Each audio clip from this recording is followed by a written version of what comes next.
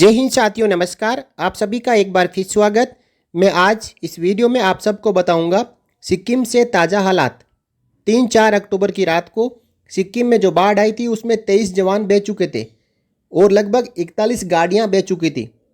तब से लेकर अभी तक बचाव और राहत कार्य लगातार जारी है, जिसमें एक जवान को जिंदा बचा लिया गया था। 8 जवानों की पार्थिव देह मिल चुकी है, लेकिन बाकी बचे 14 जवानों का क्या? इस चैनल द्वारा लगातार मुहिम चलाई जा रही है कि कोई भी मिसिंग जवान हो वो उसके यूनिट को मिले, उसके परिवार वालों को मिले। चलिए अब बात करते हैं गोदी मीडिया की। सिक्किम में इतनी बड़ी त्रासदी हुई जिसमें हमारे भारतीय सेना के बहादुर 23 जवान मिसिंग हो गए थे, लेकिन गोदी मीडिया के नाम पर खबर का केवल एक हेडलाइन बनी कि सिक्किम में 23 जवान बाढ़ में बह गए। उसके बाद गोदी मीडिया हो गई चुप और राजनीति के गुण गाने लगी। लेकिन कोई बात नहीं, हम दिखाएंगे। आज मैं आपको तो ताज़ा हालात है सिक्किम के ग्राउंड जीरो से, वो मैं आप सबको दिखाऊंगा कि वहां पे अभी क्या चल रहा है। इससे पहले राजनाथ सिंह जी ने 7 अक्टूबर 2023 को ताज़ा अपडेट सभी के साथ में जारी किए थे। उसके बाद में ना राजनाथ सिंह जी से कोई अपडेट आया है और ना ही हमारी जो प्रेस संस्था है ADGPI उसने कोई अपडेट जारी किया है। जैसा कि आप स्क्रीन पर देख पा रहे हो, राजनाथ सिंह जी ने कहा कि 8 जवानों की शहादत से मैं दुखी हूं।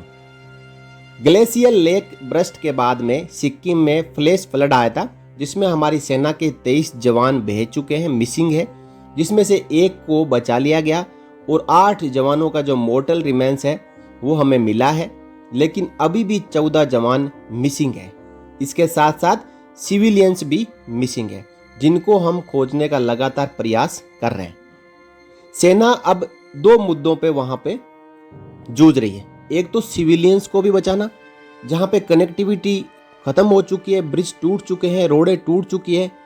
वहां पे दूर दराज इलाकों में फंसे सिविलियंस को भी बाहर निकालना, जिसमें एयरफोर्स, आर्मी, ITBP लगातार प्रयासरत है।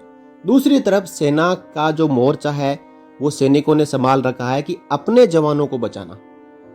14 जवान अभी भी मिसिंग है, वो मलबे में दबे हैं या फिर कहीं दूर दराज पानी में बहते हुए चले गए हैं, या फिर कहीं जिंदा बचे भी हैं तो वो फोन की वहां पे सुचारू व्यवस्था न होने की वजह से किसी के साथ में कनेक्ट नहीं हो पा रहे। ये सब चीजें कौन देखेगा और उन जवानों का नाम कौन बताएगा, उन जवानों के परिवार वालों को सांत्वना कौन देगा?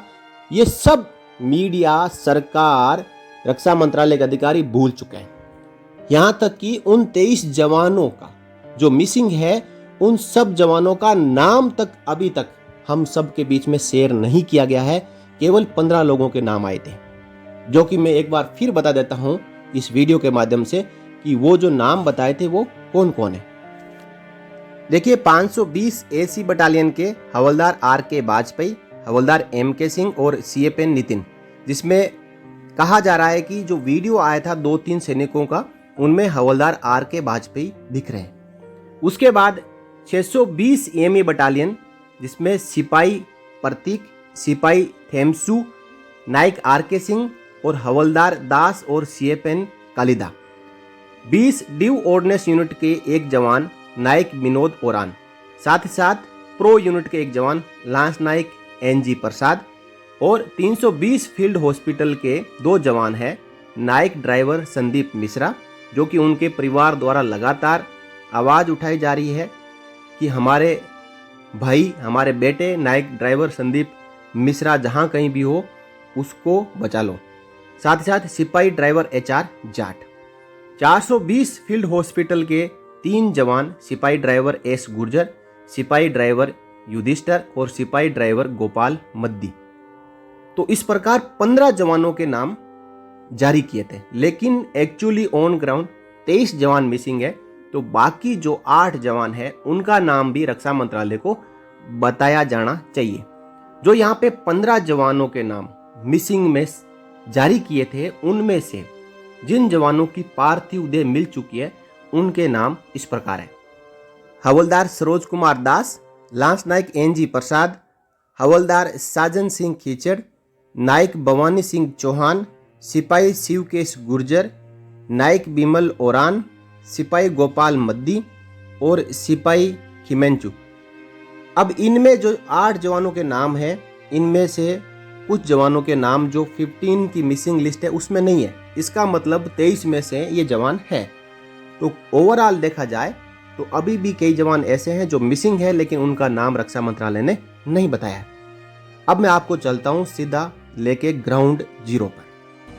देखिए साथियों, आप देख पा रहे हैं कि यहाँ पे कई जेसीबी लगी हुई है और जेसीबी मलबे को हटाने का काम कर रही है। जेसीबीओ ने जो गाड़ियां पानी में बही थी उनको तो खोज निकाला है, और उसके आसपास यदि कोई गाड़ी में जवान सो रहा था या फिर कोई जवान पानी के साथ में बहा था तो कहीं मलबे में नीचे दबा हुआ तो नहीं है, उसके लिए ये जेसीबी मशीन उनकी भी खुदाई कर रही है। लेकिन यहाँ पे सबसे बड़ी घटना ये हो सकती है कि यदि कोई जवान जिसका पार्थिव शरीर या फिर भगवान ना करे ऐसा हो, कोई जो जवान जिंदा बचे हैं और इस मिट्टी के अंदर दबे हुए हैं, जब जेसीबी मशीन चल रही है तो जेसीबी मशीन के जो हुक है जो मिट्टी उठाता है वो किसी जवान के शरीर में भी लग सकता है, क्योंकि ज़मीन में चीज़ें दिखाई नहीं देती। जेसीबी मशीन अपनी जैसे ही हुक डालती है उसमें कोई जवान के शरीर पर भी चोट लग सकती है। अब ये अंदेशा है कि वहाँ जवान हो भी सकते हैं, नहीं भी हो सकते हैं, हो सकता है कि पानी के बहाव में आगे चले गए होंगे। ये सब संभावनाएं हैं। फिजिकली जब जवान मिल पाएंगे तभी पता चलेगा कि उनकी जो शहादत है वो कैसे हुई है। अब साथियों, भगवान ही कोई चमत्कार कर सकता है, क्योंकि इतने दिनों के बाद यदि कोई जवान मलबे में दबा हो तो बचने के चांस कम है।